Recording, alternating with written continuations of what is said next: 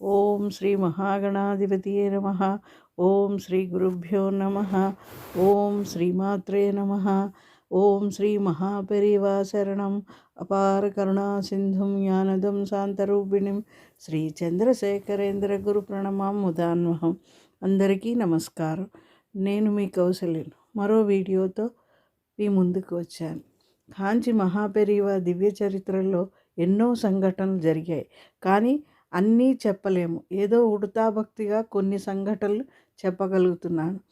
పెరివా ప్రజల యొక్క దుఃఖమును పోగొట్టుటకు 1950 సంవత్సరంలో రామనామ జపం అనే విశేష కార్యక్రమం మొదలుపెట్టారు. ప్రజలకు ఆసక్తి కలుగుటకు రామనామం వ్రాయడంలో దానికి పెరిగి ఒక స్కీమ్ని కూడా మొదలుపెట్టారు.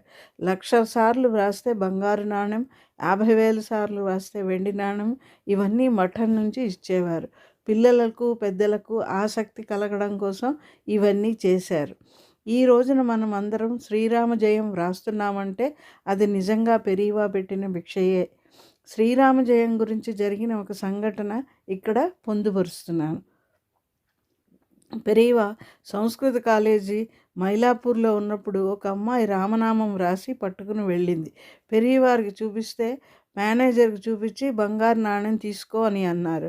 ఆ అమ్మాయి అలాగే తీసుకుని మేనేజర్కి చూపిస్తే ఆయన అంతా చూసి, నువ్వు బంగారు నాణ్యం సరిపడ వ్రాయలేదు కాబట్టి వెండి నాణ్యం ఇస్తాను అని అది ఇస్తే ఆ పిల్లకి ఒకటే బాధ వేసింది. ఆ సమయంలో పెరివా తీర్థ ప్రసాదాలు ఇస్తున్నారు. ఆ చోటకి వెళ్ళింది ఆ అమ్మాయి. అది చూసిన పెరివా, బంగారు నాణ్యం తీసుకున్నావా అని అడిగారు. లేదు, వెండి నాణ్యమే ఇచ్చారు అని చెప్పింది. అది విన్న పెరివా మేనేజర్ని పిలిచి అడిగితే బంగారు నాణ్యానికి సరిపడ వ్రాయలేదు, అందుకనే వెండి నాణ్యం ఇచ్చాను అని చెప్పారు.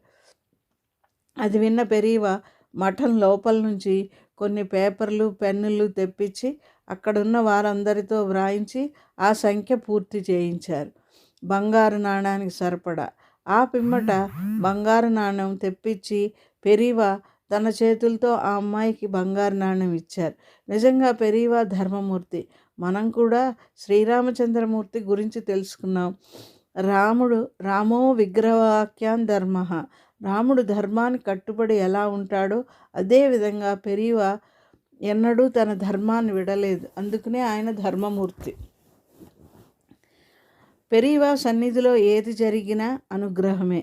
దానికి తార్కాణం మరొక సంఘటన. కాంచీ మఠంలో మల్లెపూల సీజన్లో మల్లెపూల దండలు ఎంతోమంది భక్తులు పెరివా దర్శనానికి వచ్చేవారు కొని తెచ్చి పెరివారికి సమర్పిస్తారు.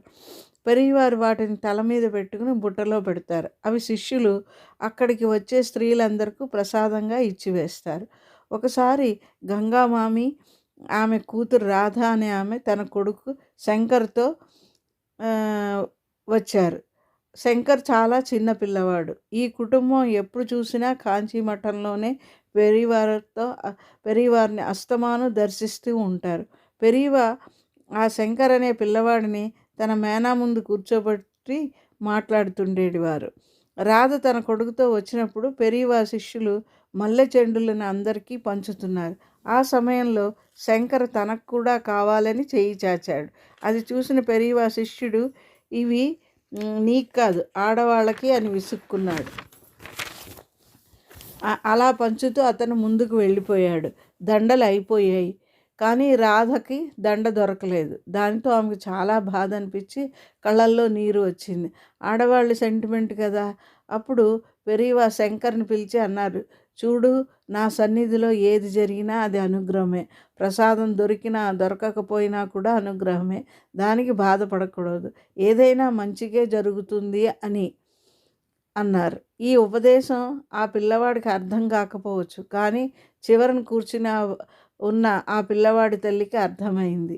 మనం ఇంతకుముందు రామనామ సంఘటన చూసాం. ఒక అమ్మాయి రామనామ సంఖ్య పూర్తి చేయకపోయినా కూడా పెరివారు ఆ సంఖ్య మిగతా వారి చేత వ్రాయించి సంఖ్య పూర్తి అయినాకే ఆ పిల్లకు బంగారు నాణెం ప్రసాదించారు. అందుకనే పెరివా తన సన్యాస ధర్మాన్ని ఒక హంసలాగే ఆచరించారు. హంసాయ విద్మహే పరమహంసాయ ధీమహి తన్నో హంస ప్రచోదయాత్.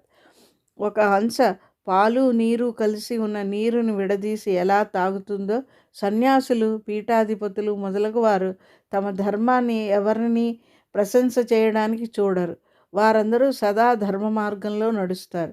1949వ సంవత్సరం చాతుర్మాస వ్రతం తిరుడమరుదూర్లు అనే ఊరిలో చేశారు పెరియవా. దైవతిన్ కురల్ వాల్యూమ్ 1లో పెరియవా తాను ఎందుకు జన్మ ఎత్తారో తెలిపారు. తాను వేదముల సంరక్షణ కొరకు, ముఖ్యంగా వేద పాఠశాలలు నెలకొల్పి వేద పండితులు, వేద సంరక్షణ కోసం తాను జన్మించాను అని తన జన్మ రహస్యం తెలిపారు. హిందూ సనాతన ధర్మ కాపాడడానికి జన్మించాను. ఆ రోజుల్లో అన్యమత దాడి, నాస్తికవాదం చాలా ప్రబలంగా ఉండేది. వేదాలు, వేద సంస్కరణ కొరకు అనేక సార్లు వేద సదస్సులు, వేద విద్వత్ పరీక్షలు, వేద విచారణలు మొదలగు జరిపించేవారు. పెరియవారు 1949 చాతుర్మాస వ్రతం తిరుడమరుతూరులో చేశారు. అది మధ్య అర్జున క్షేత్రం. పెరియవా ముత్తాతలు తిరుడమరుదూరులో నివసించారు. తిరుడమరుదూరులో అతిరుద్రం 1949లో చేశారు. 200 మంది వేద విద్వాంసులు పాల్గొన్నారు. చాలామంది భక్తులు ఆ ఊరిలోనే ఉన్నారు. పెరియవా భక్తులు. తన భక్తుల్లో సుందరాంబాళ్ అనే భక్తురాలు ఉండేది. ఈ సుందరాంబాళ్ ఎంత భక్తురాలు అంటే అస్తమాను పెరియవారిని తన ఇంటికి ఆహ్వానించి ఆయనకి పాదపూజలు, భిక్షావందనం చేసేది. ఆ రోజుల్లో బంగారం ఉంటే దాన్ని ఇత్తడి గిన్నెల్లోనూ, కంచు గిన్నెల్లోనూ దాచుకునేవారు. వారికి లాకర్సు, బ్యాంకులు ఉండేవి కావు.